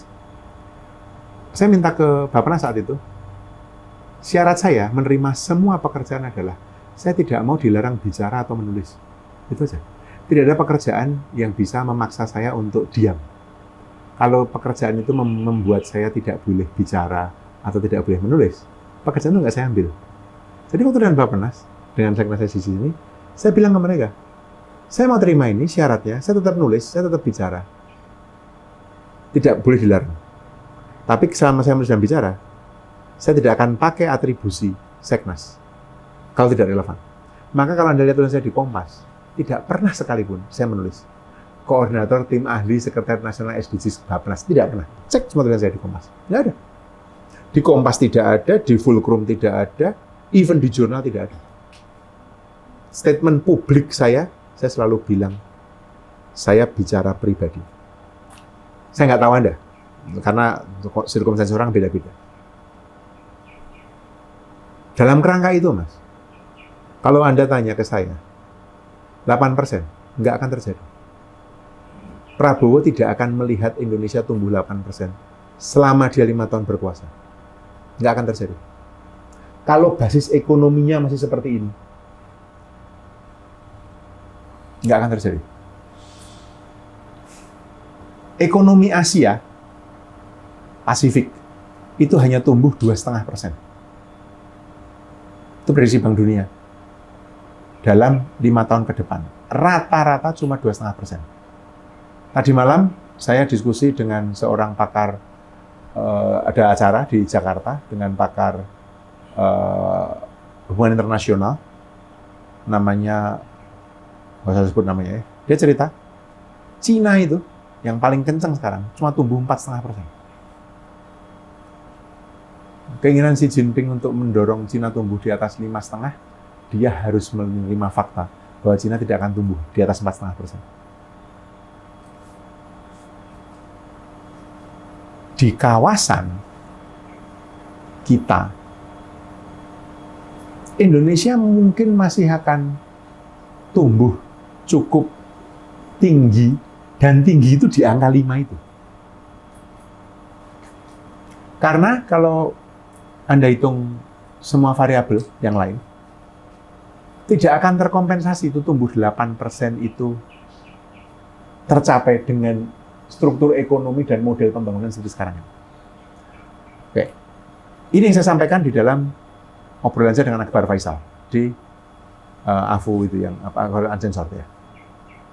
Kita sekarang hidup bekerja seperti ini saja, business as usual ya, merem gitu ya, business as usual. Itu tumbuh 5%. Oke. 5%. Udah kita diem aja, kayak gini aja lah. Asal nggak diganggu. Nah, saya agak khawatir dengan PPN yang naikin itu. PPN dari 11% ke 12%, itu naiknya bukan 1%, itu naiknya 9% itu. Kan ngitungnya kan selisihnya dong. 1 dibagi 11, kalian kalikan 100%, itu 9% kenaikan itu. Kalau kita nggak diganggu, seperti apa adanya, kita tumbuh 5% itu merem. Semua upaya kita mendorong. Jadi, ada kertas kan? Kalian tulis ini. GDP atau PDB itu sama dengan GDP atau PDB itu sama dengan konsumsi masyarakat, kodenya C, ditambah belanja pemerintah atau G, ditambah ekspor atau X, ditambah investasi atau I, dikurangi impor atau M. Dan rumusnya itu nggak ada perkalian, cuma plus sama minus. Jadi yang namanya GDP atau PDB adalah konsumsi masyarakat, ditambah belanja pemerintah, ditambah investasi, ditambah ekspor, dikurangi impor. Itulah GDP, produk domestik bruto. Selisihnya itu disebut dengan pertumbuhan. Kalau lebih gede plus, kalau lebih kecil minus. Oke? 5 aspek ini, kalau kita nggak diganggu, 5%. Konsumsinya tetap kayak gini-gini, belanjamu kamu kalau sekali-sekali ngafe gitu-gitu kan, dah. Pemerintah ya perjalanan dinas ya gitu-gitu ya, terus ekspor ya diekspor seperti biasa itu, investasi ya gini-gini aja gitu, pokoknya nggak diganggu aja 5%. Nah kalau diganggu lain soal kan, begitu PPN dinaikkan, yang berkurang apa itu? C, konsumsi masyarakat. Padahal proporsi di BPS konsumsi masyarakat itu 53%. Jadi kalau konsumsi masyarakat itu berkurang, pertumbuhan ekonomi, GDP pasti turun itu. Nah, anggap saja tidak ada perubahan dulu. Saya dapat data ini dari Kemenko Polhukam. Datanya adalah, dari seluruh belanja pemerintah, inefisiensinya 677 triliun. Inefisiensi itu apa? Harusnya dipakai untuk A, enggak untuk itu. Perjalanan dinas harusnya 3 hari, dia 5 hari.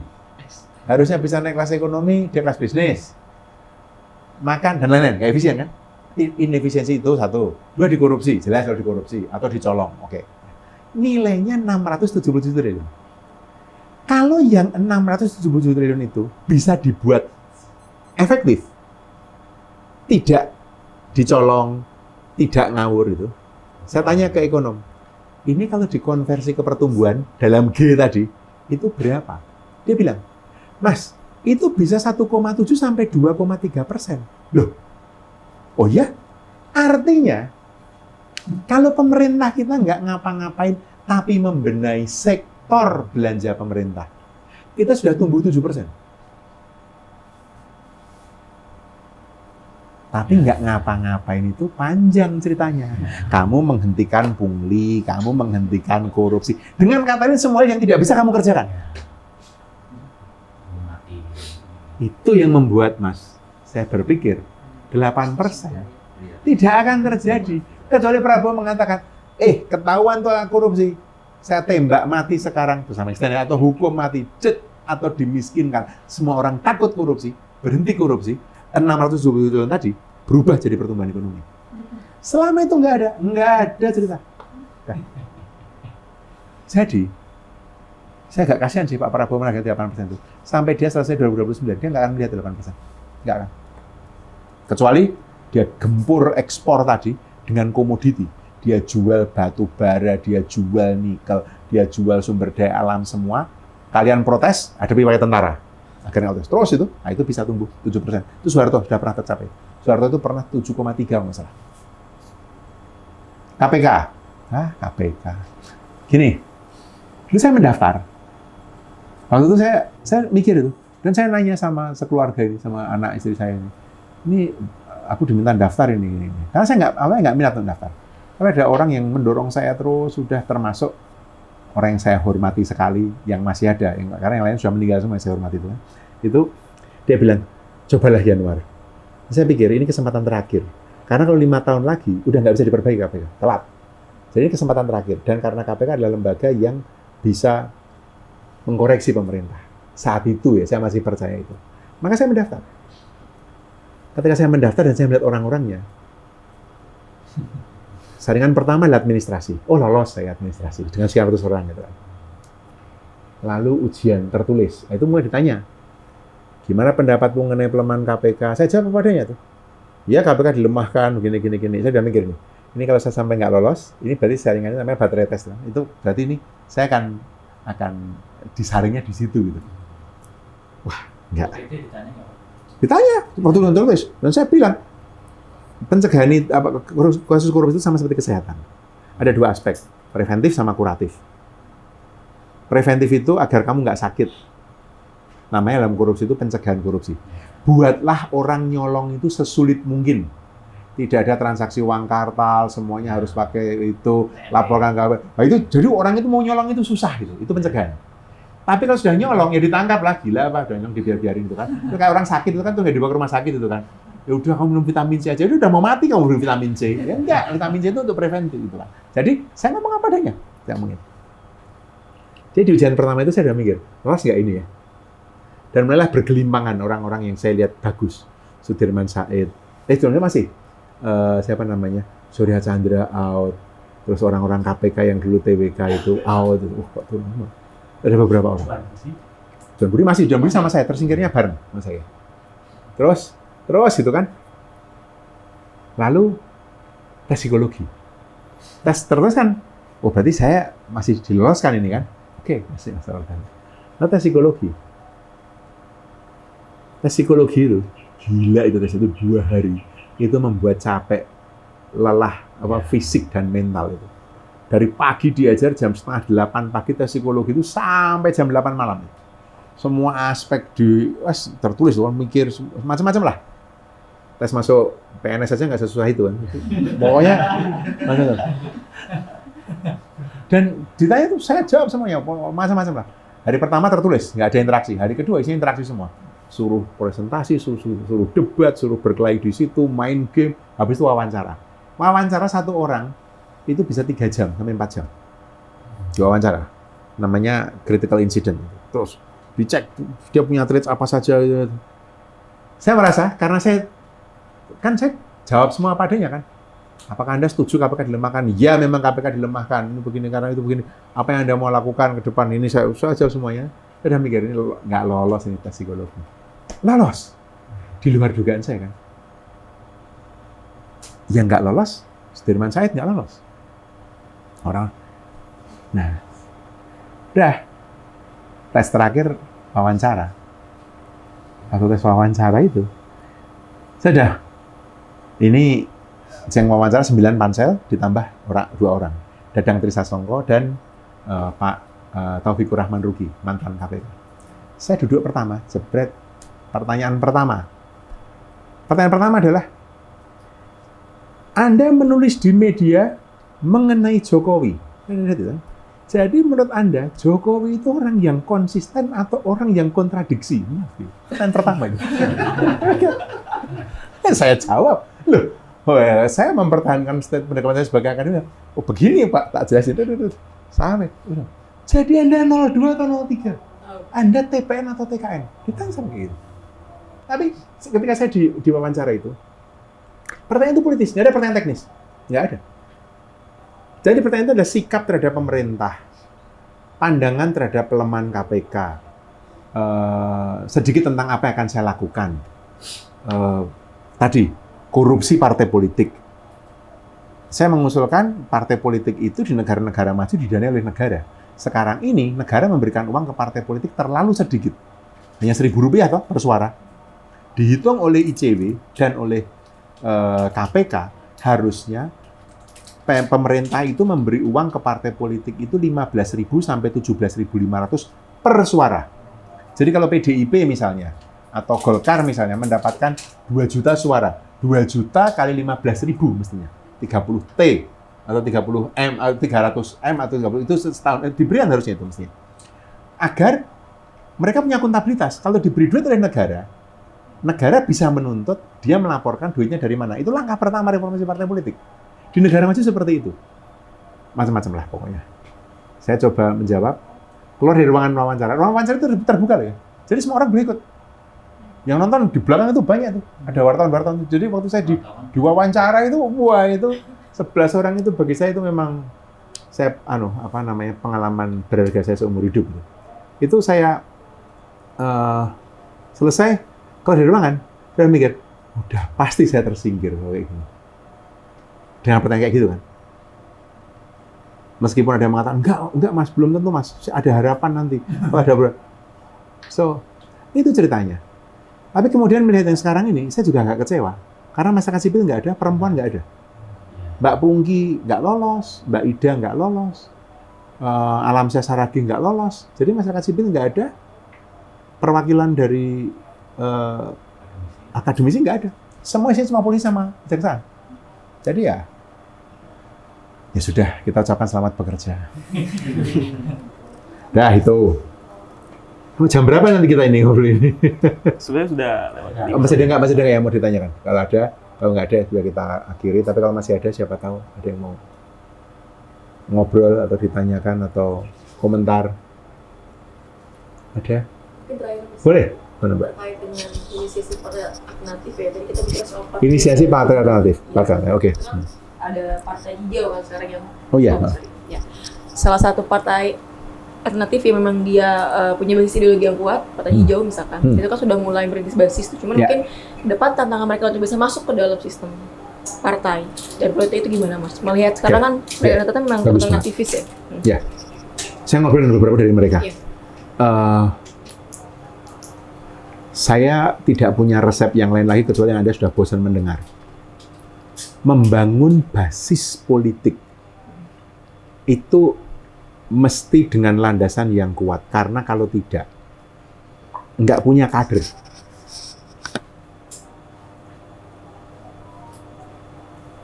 Gini, kalau mau dilihat ya, yang namanya pencitraan itu mulai kapan toh? Itu kira-kira dari SBY periode kedua, kira-kira. Pertama ke kedua. Dan itu bukan murni dari SBY, tapi tren global.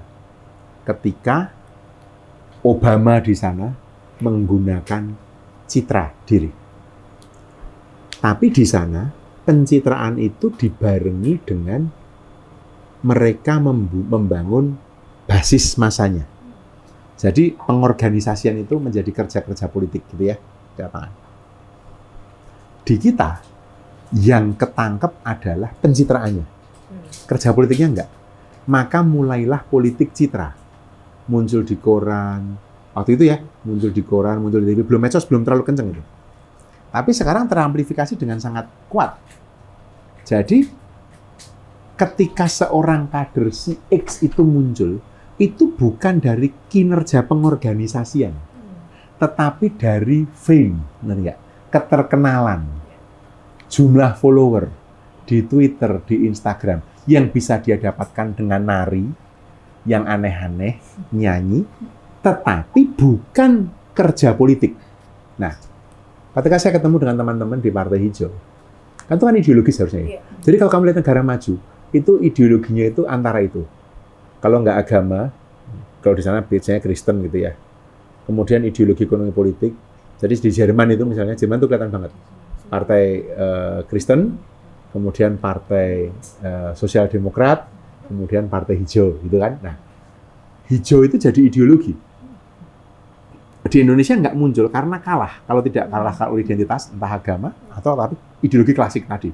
Dulu Marhen, kayak gitu-gitu. Nah, saya bilang ke teman-teman, bisa nggak beranjak atau berangkat dari yang sekarang ini konvensional. Metode partai itu ya, sekarang ini banyak sekali. Kamu diangkat menjadi fungsionaris partai, atau menjadi perangkat partai. Atas keterkenalan.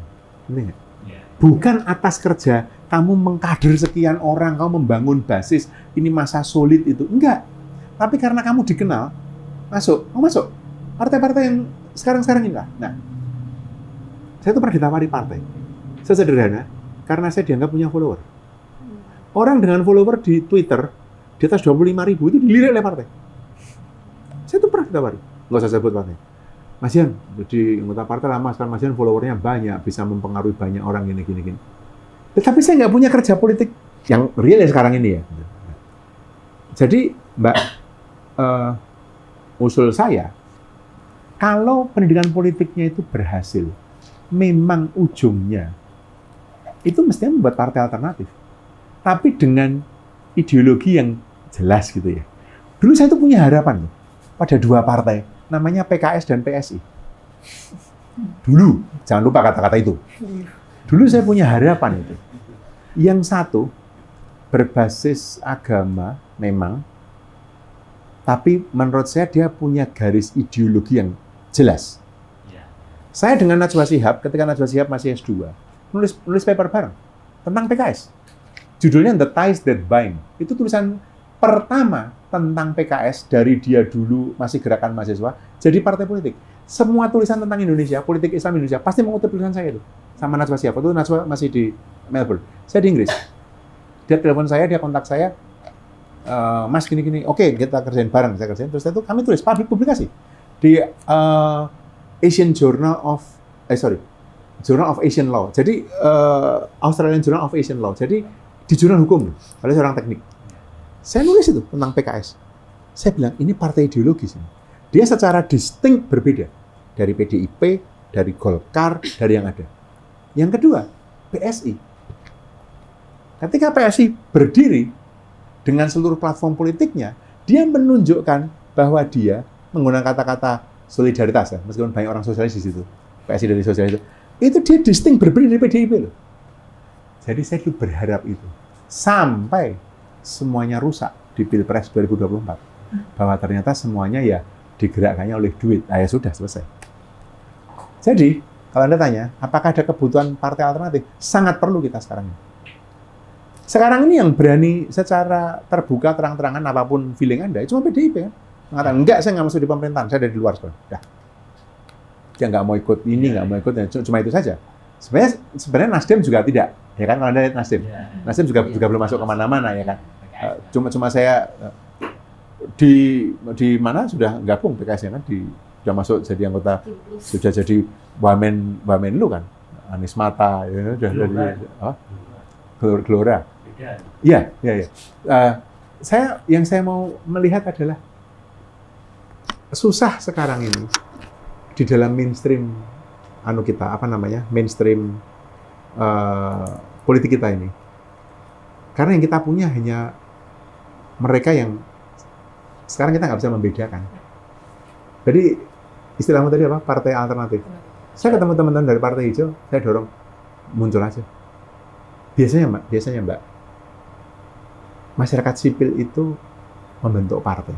Biasanya. Jadi partai buruh di Inggris, itu underbow-nya, itu CSO. Partai buruh di Inggris itu banyak banget masyarakat sipil yang di sana. Di Amerika, masyarakat sipil yang kritis, itu banyak banget di belakang Demokrat. Jadi, memang pembedaan dan perbedaannya itu jelas. Pengusaha-pengusaha itu banyak banget yang ada di Republik gitu ya. Atau di sektor usaha. Tidak, saya nggak mengatakan pengusaha besar. Apakah nggak ada pengusaha di Demokrat? Ada juga. Tetapi Demokrat itu dominan oleh teman. Jadi warna ideologi itu memang kita nggak. Semua ngumpul aja di mana-mana ada semua. Jadi kalau ketemu teman-teman Partai Hijau, dorong. Tapi saya tetap dengan resep sama. Kalau itu menguatkan basis, the only way. Gitu Yos. Terima kasih Pak Yan. Karena keterbatasan waktu kita sudahi ya Pak Yan. Terima kasih atas pembelajaran dan pengalamannya. Kiranya nanti bisa digunakan teman-teman ke depannya atau bisa disebarluaskan lagi. Mungkin saya nggak perlu kasih kesimpulan, tadi sudah dijelaskan sendiri oleh Pak Yanuar. Terima kasih teman-teman atas partisipasinya. Setelah ini kita akan foto bersama. Nyoblos, jangan lupa nyoblos. Nyoblos. Saya ingatkan, jadi warga negara yang baik. Nyoblos. Hari libur diliburin loh ya. Nyoblos. Pembelajaran di sini nanti bisa dipakai untuk nyoblos ya teman-teman. Tuh. Cek dulu namanya sudah bener belum, dapat belum. Nah itu harus itu. Mungkin saya tutup pojok kebijakan kali ini. Sampai jumpa di pojok kebijakan ke-10. Assalamualaikum warahmatullahi wabarakatuh.